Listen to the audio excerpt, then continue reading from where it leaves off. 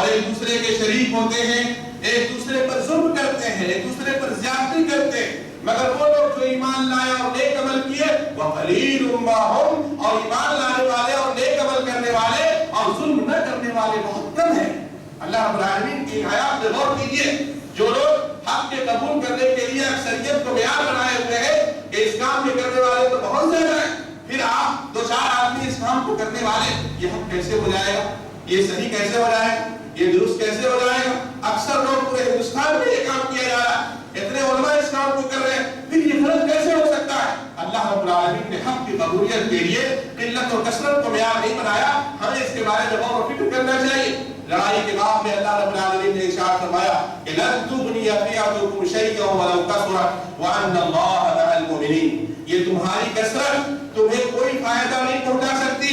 اللہ کے عذاب لن تغنی فئتکم شیئا ولو کثرت وان اللہ مع المؤمنین، یعنی اگر کفار اپنی کثرت تعداد میں ہے تو یہ نہ سمجھے کہ ہم کثرت تعداد کی بنیاد پر ہم غالب ہو جائیں گے یا ہم کو فتح اور کامیابی مل جائے گی، ایسا نہیں ہو سکتا۔ وَأَنَّ اللَّهَ مَعَ الْمُؤْمِنِينَ، اللہ مومنوں کے ساتھ ہے۔ وَيَوْمَ حُنَيْنٍ إِذْ أَعْجَبَتْكُمْ كَثْرَتُكُمْ فَلَمْ تُغْنِ عَنْكُمْ شَيْئًا، یوم حنین کے اندر غزوہ حنین میں لوگوں کو اپنی کثرت تعداد پر کچھ فضل آ گیا تھا، تو اللہ رب العالمین نے فرمایا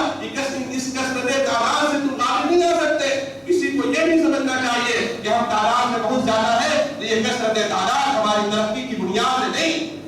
اکثر مدد اللہ رب العالمین کی ہے، اگر ہم حق پر ہیں، ہم صحیح ہیں، تو چاہے ہم تھوڑے ہوں یا چاہے ہم زیادہ، ہم ہی حق پر ہیں اور ہم ہی صحیح ہیں۔ حضرت ابوبکر صدیق رضی اللہ تعالیٰ عنہ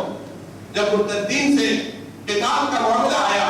مسلمانوں میں کچھ لوگ مرتد ہو گئے، اسلام لانے کے بعد اسلام سے پھر گئے، حضرت ابو ہریرہ رضی اللہ تعالیٰ عنہ اکیلے کھڑے ہوئے اور انہوں نے کہا میں ان لوگوں سے قتال کروں گا، میں ان لوگوں سے جنگ کروں گا۔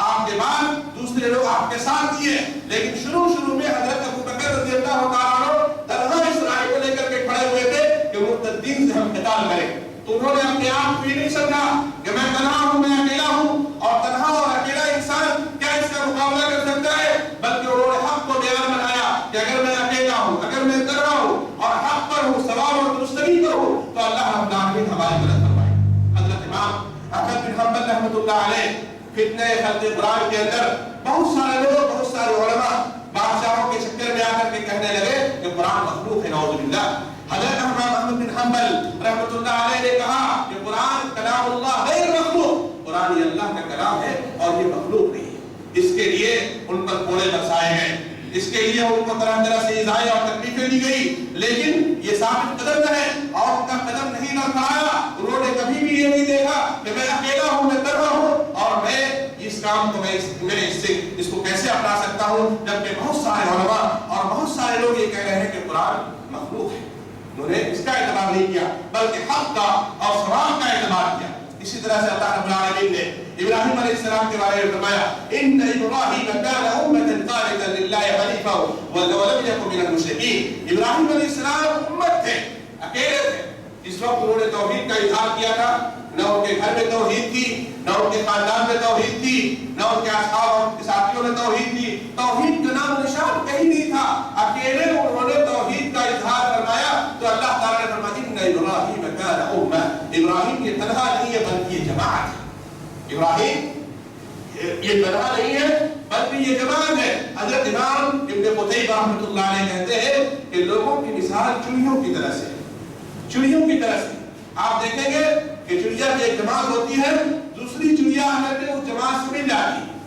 حضرت امام ابن قتیبہ رحمۃ اللہ علیہ فرماتے ہیں کہ سب کو یہ معلوم ہے کہ محمد رسول اللہ صلی اللہ علیہ وسلم خاتم النبیین ہے اور آپ پر نبوت ختم کر دی گئی، آپ کے بعد دنیا میں کوئی نبی کوئی رسول آنے والا نہیں ہے۔ پھر بھی اگر اس زمانے میں کوئی نبوت کا دعویٰ کر بیٹھے تو ماننے والے لوگ تیار ہو جائیں گے، اس کے بھی پیروکار تیار ہو جائیں گے اور یہ کہنے کے لیے آمادہ ہو جائیں گے نہیں ابھی بھی نبی آ سکتا ہے،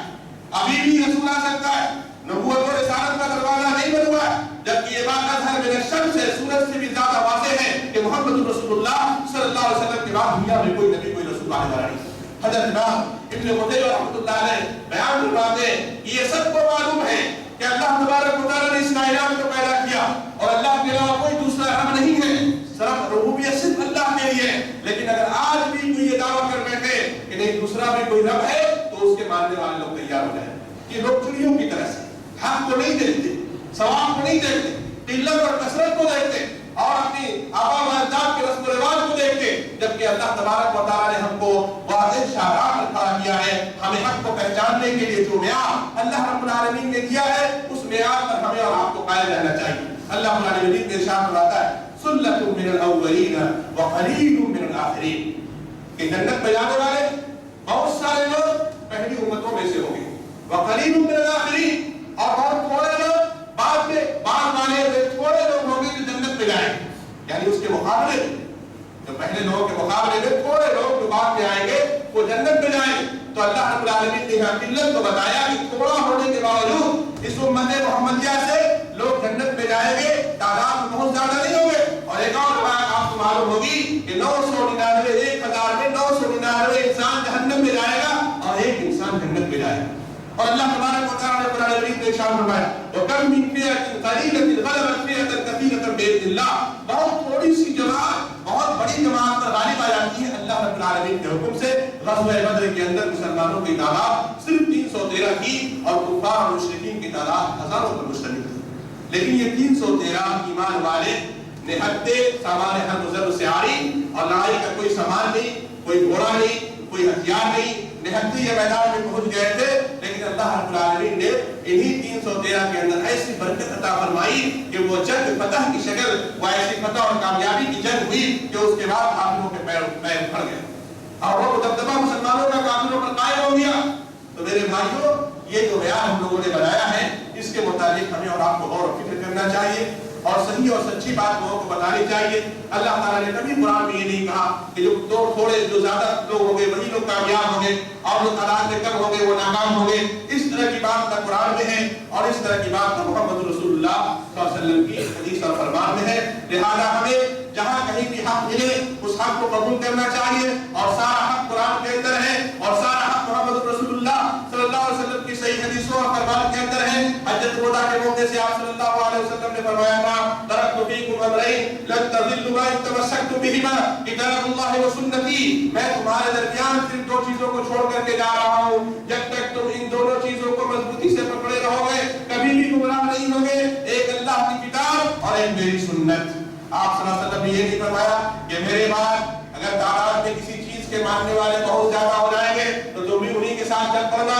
اور ان کے عقیدے کو اختیار کرنا، وہ جو عمل کریں گے وہی عمل کرنا. یہ بات محمد رسول اللہ صلی اللہ علیہ وسلم نے فرمائی. اگر آپ حق پر ہیں اور تنہا ہیں تو آپ جماعت ہیں اور اللہ رب العالمین کی مدد آپ کے ساتھ ہے. اس لیے ہم اللہ رب العالمین سے دعا کرتے ہیں کہ اللہ تعالیٰ نے قرآن کو نازل فرمایا اور ہمارے لیے نور اور روشنی کو اللہ تعالیٰ نے بھیجا ہے اپنے تمام تر امور اور معاملات میں، چاہے وہ حج کا معاملہ ہو، چاہے وہ نماز کا معاملہ ہو، چاہے وہ اخلاق کا معاملہ ہو، چاہے وہ معاملات کا معاملہ ہو، کوئی بھی معاملہ ہو ہمیں قرآن اور صحیح حدیث کی طرف لوٹنا چاہیے. اور تمام اماموں نے چاہے ابو حنیفہ رحمۃ اللہ علیہ ہو یا امام مالک رحمۃ اللہ علیہ ہو یا امام شافعی رحمۃ اللہ علیہ ہو یا امام احمد بن حنبل رحمۃ اللہ علیہ ہو یا امام اوزاعی رحمۃ اللہ علیہ ہو یا امام ثوری رحمۃ اللہ علیہ ہو یا امام ابن عویہ رحمۃ اللہ علیہ ہو یا امام ابن مبارک رحمۃ اللہ علیہ ہو یا امام ابن قتیبہ رحمۃ اللہ علیہ ہو، جتنے بھی ائمہ جو بزرگ ہیں الحمدللہ علم کے اعتبار سے، دین کے اعتبار سے، تقویٰ کے اعتبار سے سبوں نے ہمیں اور آپ کو یہی مشورہ دیا ہے اور قیامت تک آنے والے لوگوں کے لیے یہی مشورہ دیا ہے کہ جہاں کہیں بھی قرآن اور حدیث مل جائے تمہیں اس پر عمل کرنا چاہیے اور اسی کی جستجو اور اسی کی تلاش ہونی چاہیے. وَاتَّبِعُوا مَا أُنزِلَ إِلَيْكُم مِّن رَّبِّكُمْ وَلَا تَتَّبِعُوا مِن دُونِهِ أَوْلِيَاءَ قَلِيلًا مَّا تَذَكَّرُونَ. جو اللہ تعالیٰ نے تمہارے اوپر نازل کیا ہے، جو اللہ تعالیٰ نے تمہارے لیے بھیجا ہے، اسی کی تمہیں پیروی کرنی چاہیے اور اس کے علاوہ کسی کی طرف ہماری نگاہ ہو کر کے نہیں جانی چاہیے. قَلِيلًا مَّا تَذَكَّرُونَ. تم بہت کم نصیحت حاصل کرتے ہو. اللہ تعالیٰ سے دعا ہے کہ اللہ تعالیٰ ہمیں صحیح سمجھ کی توفیق عطا فرمائے. اللہ تعالیٰ ہمیں اپنا امان عطا فرمائے. اللہ تعالیٰ قرآن حدیث پر عمل کرنے کی توفیق عطا فرمائے. اللہ حق اور صواب کو پہچان دے اور اس پر عمل کرنے کی توفیق عطا فرمائے. جو لوگ حج کے لیے جا چکے ہیں اللہ تعالیٰ انہیں محمد رسول اللہ صلی اللہ علیہ وسلم کی سنت کے مطابق حج کرنے کی توفیق عطا فرمائے. اور جو لوگ جانے والے ہیں اللہ تعالیٰ ان کے سفر کو مبارک بنائے اور کامیاب بنائے اور اور جو لوگ اس سال نہیں جا سکے ہیں اور اللہ تبارک و تعالیٰ کی طرف سے فرض حج ان کے اوپر عائد ہو چکا ہے، اللہ سے ہم دعا کرتے ہیں کہ اللہ ہمیں اس بات کی توفیق عطا فرمائے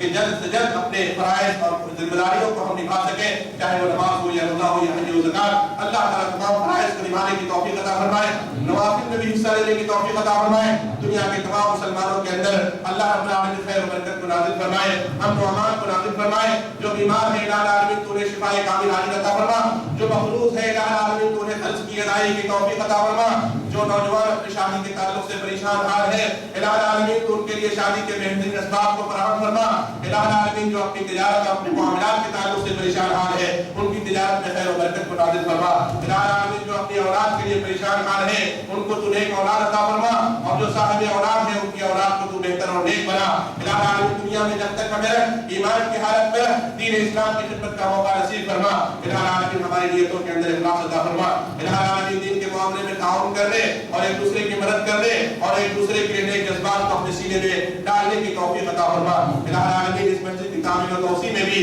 ہمیں حصہ لینے کی توفیق عطا فرما اور اس کو پائے تکمیل اور منزل مقصود تک پہنچانے کے لیے بھی ہمیں توفیق عطا فرما۔ اقول قولی ھذا واستغفر اللہ لی ولکم ولسائر المسلمین فاستغفروہ من کل ذنب انہ هو الغفور الرحیم۔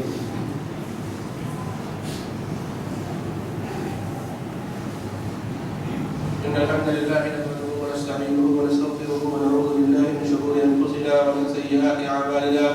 من يهده الله فلا مضل له ومن يضلل فلا هادي له، وأشهد أن لا إله إلا الله وحده لا شريك له، وأشهد أن محمدا عبده ورسوله، أما بعد فإن خير الحديث كتاب الله وخير الهدي هدي محمد صلى الله عليه وسلم، وشر الأمور محدثاتها وكل محدثة بدعة وكل بدعة ضلالة وكل ضلالة في النار۔ عباد الله رحمكم الله، إن الله يأمر بالعدل والإحسان وإيتاء ذي القربى وينهى عن الفحشاء والمنكر والبغي يعظكم لعلكم تذكرون، واذكروا الله يذكركم وادعوه يستجب لكم ولذكر الله أكبر والله يعلم ما تصنعون۔